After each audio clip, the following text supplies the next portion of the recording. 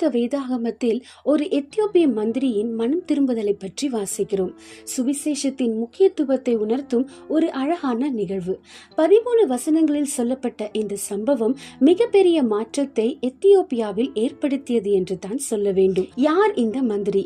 ரட்சிக்கப்பட்டு ஞானஸ்தானம் எடுத்து சென்ற பின் அவர் வாழ்க்கையில் நடந்ததுதான் என்ன என்பதை பற்றி விரிவாக பார்க்கலாம். எத்தியோப்பியாவின் ராஜஸ்திரியாகிய கந்தாகேயின் மந்திரி எருசலேம் தேவாலயத்திற்கு தேவனை பணிந்து கொள்ளும்படி வந்திருந்தார். கந்தாகே என்பது எத்தியோப்பியா ராஜஸ்திரிகளை அழைக்கும் பொதுவான பெயராகும். அது தனிப்பட்ட நபரின் பெயர் அல்ல. எப்படி பார்வோன் என்பது எகிப்தின் ராஜாக்களுக்கு பொதுவான பெயரோ மற்றும் சீசர் என்பது ரோம அரசர்களின் பொதுவான பெயரோ, அதுபோல எத்தியோப்பியா நாட்டு ராணிகள் கந்தாகே என்று அழைக்கப்பட்டனர். கந்தாகே என்றால் ராணி என்று அர்த்தம். இந்த எத்தியோப்பியா ராணிகள் முதல் நூற்றாண்டில் கிறிஸ்தவ காலகட்டத்தில் எத்தியோப்பியாவை ஆண்டு வந்தார்கள். எனவே இந்த ராணியின் பொக்கிஷம் எல்லாவற்றிற்கும் தலைவனாக இந்த மந்திரி இருந்தான், அதாவது நிதி அமைச்சராக இருந்தான். இவன் ஒரு எத்தியோப்பியன் மற்றும் இவன் அன்னகன் என்று சொல்லப்படுகிறது. அன்னகர் என்பது அரண்மனையில், குறிப்பாக ராணிகள் இருக்கும் இடத்தில் வேலை பார்க்கும் ஆண்கள் பெரும்பாலும் அன்னகர்கள் ஆக்கப்படுவது உண்டு. இந்த வழக்கம் பழங்கால மத்திய கிழக்கு நாடுகளில் கடைபிடிக்கப்பட்டு வந்தது.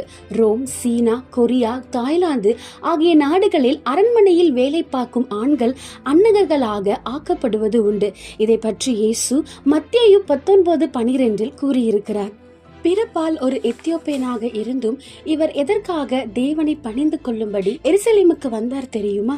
அந்நாட்களில் உலகத்தில் உள்ள பல நபர்கள் தங்கள் நாடுகளில் உள்ள பல தெய்வ வழிபாட்டின் மூலம் அவர்களுக்கு உண்டான முறையற்ற ஒழுக்கக்கேடான வாழ்க்கையை வெறுத்தனர். அப்படிப்பட்டவர்கள் யூத மார்க்கத்துக்குள் வருவது வழக்கமாக இருந்தது. மருத்துவராகிய லூக்காவும் தன் மார்க்கத்திலிருந்து யூத மார்க்கத்துக்கு மாறியவர்தான். இப்படி வருபவர்களை சேர்த்து கொள்ள நியாய பிரமாணத்தில் சட்டமும் இருந்தது. விருத்த சேதனம், ஞானஸ்தானத்தின் மூலம் பலர் யூத மார்க்கத்திற்கு வந்தனர். அதுபோல இந்த எத்தியோப்பியா நிதி அமைச்சரும் ஒவ்வொரு வருடமும் எருசலேம் தேவாலயத்திற்கு வந்து செல்வதை வழக்கமாக வைத்திருந்தார். இம்முறையும் அப்படி வந்து தேவனை தொழுதுவிட்டு தன் நாட்டிற்கு ரதத்தில் திரும்பி போகும் பொழுது ஏசாயா 53 அதிகாரத்தை வாசித்துக் கொண்டு போனான்.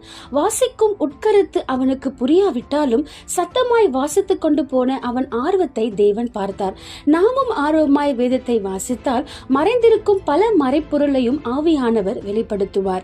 இங்கு அந்த தீர்க்க தரிசன புத்தகத்தின் விளக்கத்தை சொல்ல சமாரியா பட்டணத்தில் சுவிசேஷ ஊழியம் செய்யும் பிலிப்புவை தேவன் அனுப்பினார். தேவதூதன் பிலிப்பை நோக்கி, நீ எழுந்து தெற்கு முகமாய் எருசலேமில் இருந்து காசா பட்டணத்துக்கு போகிற வனாந்தர மார்க்கமாக போ என்றார். இந்த சாலை எருசலேமில் இருந்து பெத்லகேம் மற்றும் எப்ரோன் வழியாக எகிப்துக்கு போகும் பெரும் வழியை சந்திக்கும் இடமாகும். எருசலேமில் இருந்து சுமார் 20 கிலோமீட்டருக்கு மேலாக நடந்து செல்ல வேண்டும். ஆவியானவர் சொன்னது போல பிலிப்பு ஓடி போய் அந்த ரதத்தோடு சேர்ந்த பொழுது அந்த மந்திரி ஏசாயா தீர்க்க தரிசன புத்தகத்தை வாசித்துக் கொண்டிருப்பதை கவனித்தார். ரதத்தின் அருகில் ஓடியபடி, நீர் வாசிக்கிறதின் கருத்து உமக்கு தெரியுமா என்று பிலிப்பு கேட்டார். அதுக்கு அந்த எத்தியோப்பியன், தயவு செய்து எனக்கு சொல்லிக் கொடும் என்பது போல பிலிப்பை ரதத்தில் ஏறி உட்கார்ந்து கொள்ளும்படிக்கு வேண்டிக் கொண்டார். அந்த மந்திரி வாசித்த வேத பகுதி ஏசாயா 53 அதிகாரத்தின் 7 வசனமாகும். கிறிஸ்து எப்படி பாடுபடுவார் என்று விளக்கும் அந்த வேத பகுதியை அந்த எத்தியோப்பியா மந்திரி, தீர்க்கதரிசி யாரை குறித்து இதை சொல்லுகிறார்? தம்மை குறித்தோ வேறொருவரை குறித்தோ என்று எனக்கு சொல்ல வேண்டும் என்று கேட்டுக்கொண்டான். பிலிப்பு வேத வாக்கியத்தை முன்னிட்டு இயேசு கிறிஸ்துவை அவனுக்கு பிரசங்கித்தார்.